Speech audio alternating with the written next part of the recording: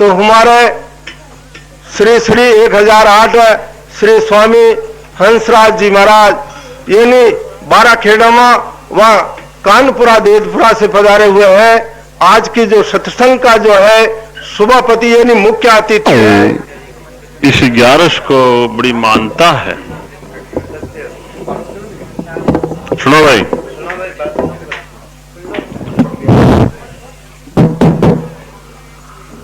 आज के दिन भगवान विष्णु उठे और हुए कद आषाढ़ की 11 को देव से 11 जो कार्तिकी 11 से अन्न का उठे। लोगों रे के यार शंका है कि देवता हुए जो काम कौन करे। सिद्धांत ऐसा सभी देवता नहीं होता है, केवल भगवान विष्णु होता है। इसीलिए आपने कई बड़ा बड़ा काम है जो को आप भगवान विष्णु भगवान उठने की बात ताला के वे उठे वहां की साकार है। थोड़ो माइक ने थोड़ो भगवान विष्णु व्रत का दाता है और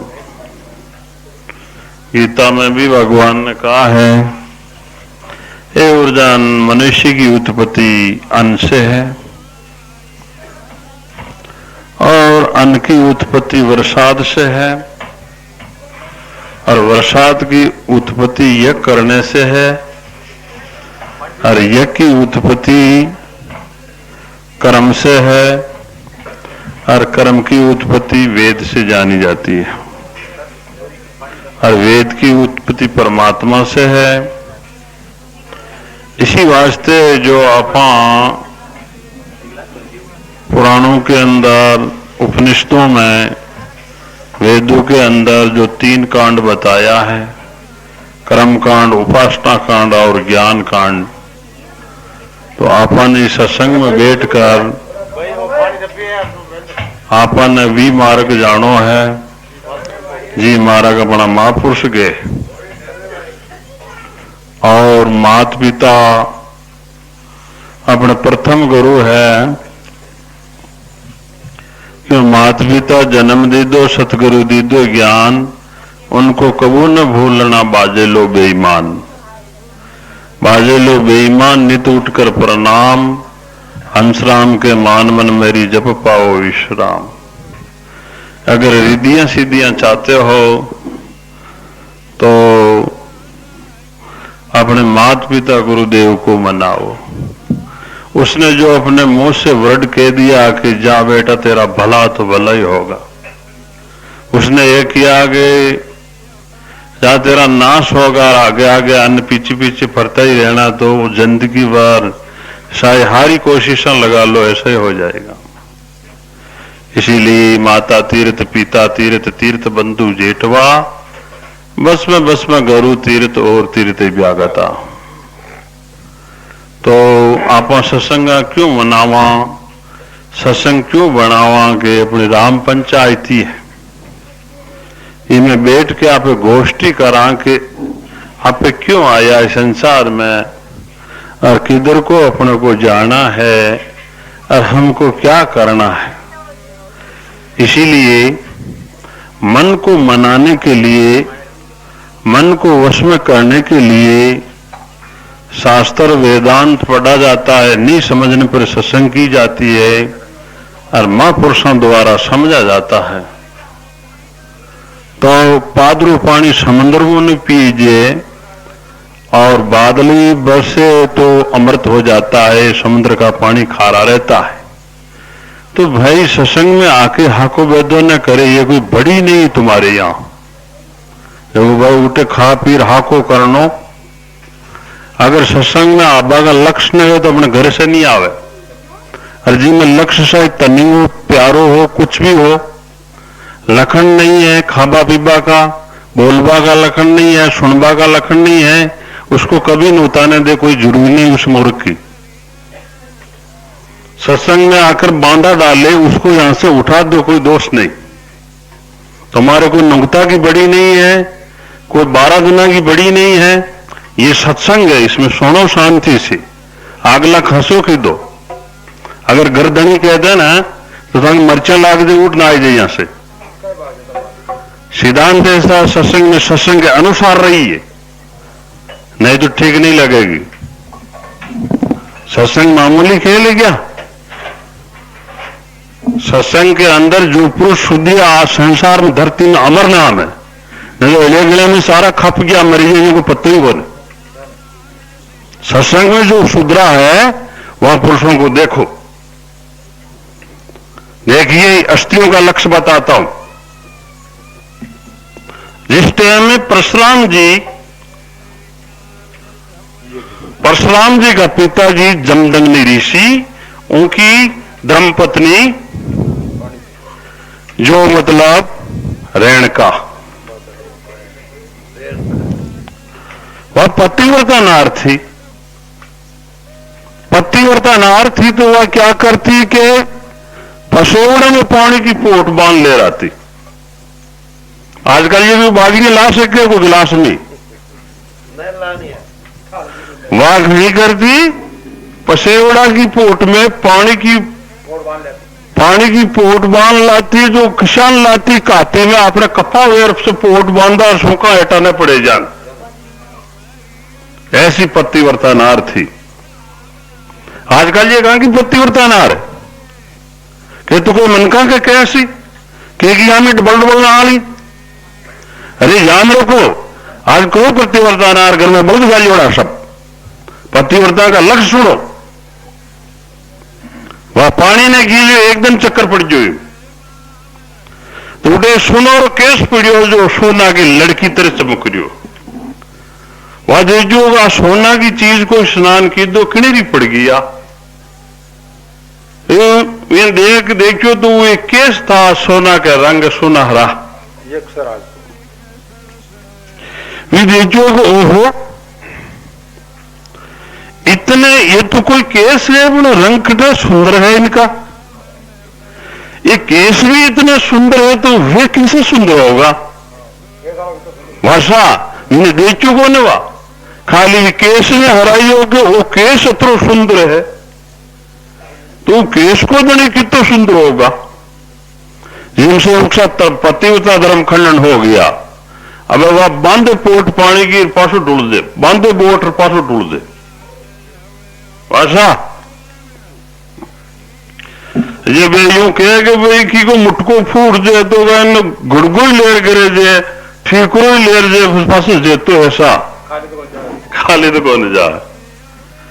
तो जमदग्नि ऋषि बहुत आकरा पड़ा क्योंकि इतनी देर कैसे लगाई रे, क्योंकि मैं वहां गई थी तो एक वहां मतलब सोने की लड़की तरह एक चमकीन केस चमक रहा था। मैंने सोचा कि किसकी चीज गिर गई, मैं उसको देखा तो केस था। तो मेरा मन में इतनी आई है कि अगर केस जिनका इतना सुंदर है तो वे मनुष्य कितना सुंदर होगा, चाहे सन्यासी हो चाहे ब्रह्मचारी हो। इन्हीं वास्ते मेरी से पोट न बंदी। तो ये ठीक, तुमको शर्म ना आई, मैं जीवता दूसरा का केस को कैसे हराया तुमने? तुम्हारा पतिव्रता धर्म खंडन हो गया। शास्त्र नीति आ कहते कि पति गुरु है, पति भगवान है। वह स्त्री धन्यवाद है जो पीर में रहकर माता पिता की तन मन से सेवा करे और ससुराल में आके ससुरा को मतलब देवता समझे और सासू को देवी समझे और अपना पति को भगवान समझे। वह जो सती इस संसार में नाम चमकाती है वही सती है। जो पति का कहना नहीं मानती है उसको सती नहीं कहते। तो कहने का सिद्धांत अपने को वो धर्म न माना है। देखो याद रखिए, आजकल ये लड़ाई क्यों होती है? जो भी चारणी औरतें हो जाती है, एक से दो तीन चार पति कर लेती, छाने छाने वर्ण संकर पैदा हो जाता है। पतिव्रता का बोले नहीं भाई उठ जाओ यहां से, पतिव्रता का पति चाहे इंग्लैंड में उतर जाओ, उसका बाल बांका करने वाला नहीं मिलेगा, ऐसे शास्त्रों का सिद्धांत। तो कहने को सिद्धांत है कि वो न बंदी, पोट न बंदी, रैन सराइयो बाल का, बंदी ने जल की पोट, तुलसी हरि के भजन में रहती चले न खोट। परशुराम जी ने गुस्सा आया कि मैं जीवता ही तुमने दूसरे का केस को सराया, और पतिव्रता का लक्ष्य ये होता कि बड़े को बाप के समान समझे। इस छोकरा ने बाहर ले जो, हाँ को क्यों कराओ। तो पतिव्रता नारू जो मतलब इसको बंद करो ने, वहां काटो वाड़ी ने, तू क्यों हराया, कहो छोकरा देरी थारी मां के कुआई जाएगी पहले पाड़ सा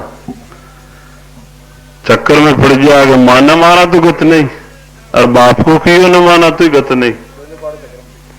ऐसे अगर चुपचाप हो गया तो परशुराम जी आ गया कि ये परसा, वो गुड्डो हो हमें, ये परसा की देर थारी मां के देखो गर्दन वहां जाती पड़े, चुप देखाई करा, वेज को वेज दो के दीदी गर्दन में वो गैंठी वहां जाती पड़ी। हाँ, तो वह ऐसा करने से फिर परशुराम जी ने किया हुक्म, पिताजी और कहीं आ गया आपकी कि थाना भाई की देर मारो क्यों क्यों नहीं मान्यो। हाँ हाँ, नहीं आ गए ये दीदी परस की वो वहां की भी गैंटियां काट दीदी है। और बोल अब और कई बोलू थे, ऐसी करो मारे भी दो अठे, और पूछे था कोई चमचाड़ी न रहे जंगल में भजन करवा पा जाइए। हाँ हाँ हाँ हाँ, तो कि ऐसा नहीं होगा, तुम हमारा आज्ञाकारी पुत्र है, तू बेटा कोई मांग मेरे से, मैं तेरे पर प्रसन्न हूं कि मैं मांग तो ले आऊं, पर मैं यूं कहता हूं कि मांग तो ले आऊंगा, परंतु मुझे पहला वचन दे कि जा वचन ले पिताजी के वचनों के अंदर कि पिताजी मेरा सिद्धांत यह है कि मेरा सिद्धांत यह है कि मेरी मां ऐसी रह जानी चाहिए।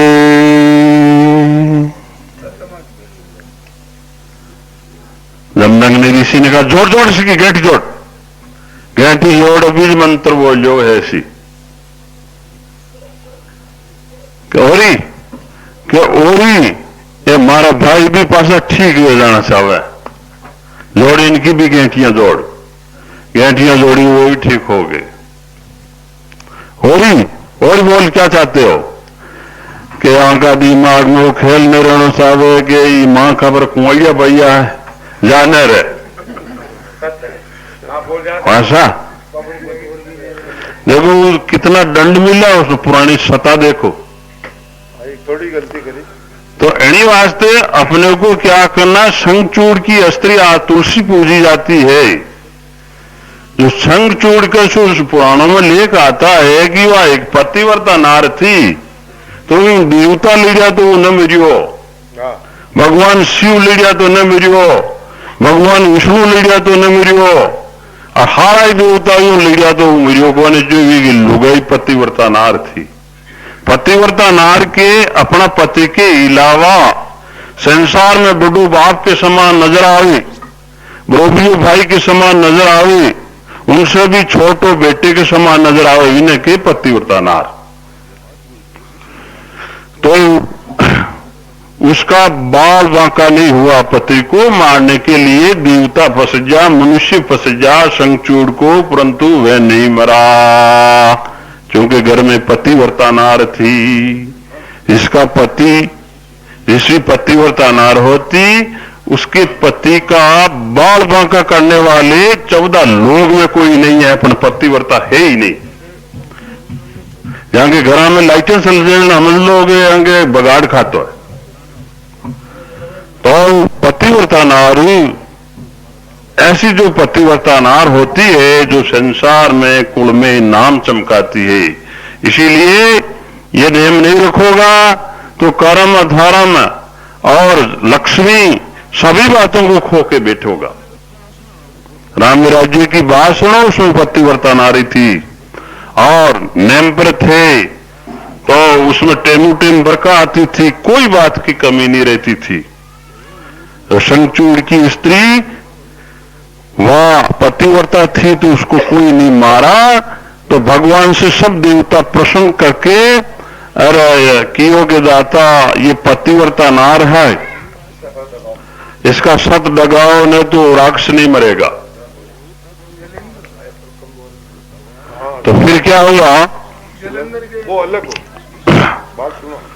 तो फिर क्या हुआ, भगवान विष्णु ने मतलब उसका रूप धर के मतलब उसका पतिव्रता धर्म खंडन किया।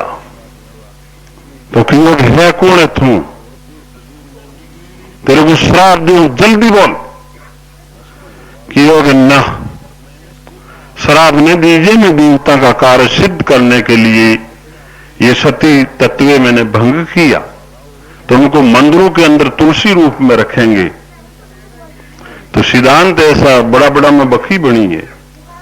और इंद्र ने सल से वो किया तो एलिया को पत्थर बना दिया। परनारी को ताकने वाले, परनारी को ताकने वाले को उसको ऐसा श्राप दिया जो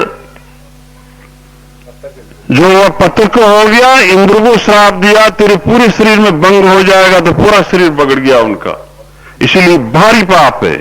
इसीलिए कहने का सिद्धांत है, बड़ी को मां के समान समझे, छोटी को बहन के समान समझे, उनसे भी छोटी उसको बेटी के समान समझे। ऐसे ही माता बहनों को समझना चाहिए, बड़े को बाप के समान, छोटे को भाई के समान, उनसे भी छोटे हैं उसको बेटे के समान। इनसे कोई खिलाफ चाले उसको गोली से उड़ा दो, कोई पाप नहीं। जब बाली ने भगवान मारा तो कि को नाथ मोह की कारण मारा, मैं बेड़ी सुग्रीव प्यारा था गधारा भाई एरिका, दो भाई एरिका। कि तुम्हें शर्म ना आई, छोटे भाई की स्त्री को घर में रखा, ये तुम्हारे बेटी की समान थी। छोटे भाई की स्त्री, भांजे की स्त्री, मित्र की स्त्री, गुरु की स्त्री, पर नारी को कुदृष्टि से देखने वाले को मारने का कोई पाप नहीं। इसीलिए नेम से नहीं होगा तो सत्संग करने से, सत्संग सुनने से, देवता पूजने से कोई कल्याण नहीं होगा। ये खाली मीडिया मीडिया खा लो और घर भरा दो, नरक में जाओगा सब। चारों वेदों में, पुराणों में, शास्त्रों में मांस का खाना, शराब का पीना कहीं लिखा हुआ नहीं। लिखा हुआ है मनुष्य के लिए, लागू नहीं। तो एनी वास्ते अपने को गीता है, उपनिषद है, वेद है, पुराण है, ये इनको पढ़ के इनके अनुसार अपने को चलना, ये मनुष्यपन है, नहीं तो जानवरों में पद है। इसीलिए शुभ कर्म करना, अशुभ कर्म से बचना। बोल विष्णु भगवान की। वो में सब में सूर्य का प्रतिबिंब दिखिएगा। अब न समझने वाला समझ ले कि सूर्य अनेक है। सूर्य अनेक नहीं है, सूर्य एक है। जैसे 18 प्राणों में सृष्टि रची आपने 18 प्रकार से। अब आपने शुरू की सृष्टि को विचार करना कि शुरू में सृष्टि कैसे रची अपनी। सृष्टि अनेक दफे बगड़ी, अनेक दफे रची। तो शुरू की सृष्टि उपनिषदों में लिखा आता है कि पहला कोई नहीं हो, एक परमात्मा हो। देखा कई नाम, बिना निराकार भी के, बिना अणगढ़ भी के, कोई वीडियो को न, उन परमात्मा भी के, माया से परे, उसको आत्मा भी के, उसको ईश्वर भी के। तो उसने सोचा मैं सृष्टि रचूं। सृष्टि रचने के लिए सोचा, उसने विराट पुरुष बनाया जिसको माथो आकाश में पग पाताल में। उसकी इंद्रियां बंद थी, उसने जोरदार तपाया आंख खुलने से सूर्य प्रकट हुआ। यहां तो क्या आंखा का देवता सूर्य शास्त्रों में। कान खुलने से दशा प्रकट हुई, मुख खुलने से अग्नि प्रकट हुआ, और हृदय खुलने से शिव जी प्रकट हुआ, नाभि खुलने से भगवान विष्णु प्रकट हुआ, खट कमल खुलने से ब्रह्मा प्रकट हुआ, मूल कमल खुलने से गजानंद प्रकट हुआ। इसीलिए शास्त्रों में कहते हैं आंखों का देवता सूर्य, मन का देवता चंद्रमा, बुद्धि का देवता ब्रह्मा, चित्त का देवता नारायण, अहंकार का देवता शिव, पांव का देवता उपद्र, और ऐसे करके 14 लोग, 14 इंद्रिय पर 14 देव प्रकट हुआ, तो भी इनसे कोई कार्य नहीं चला।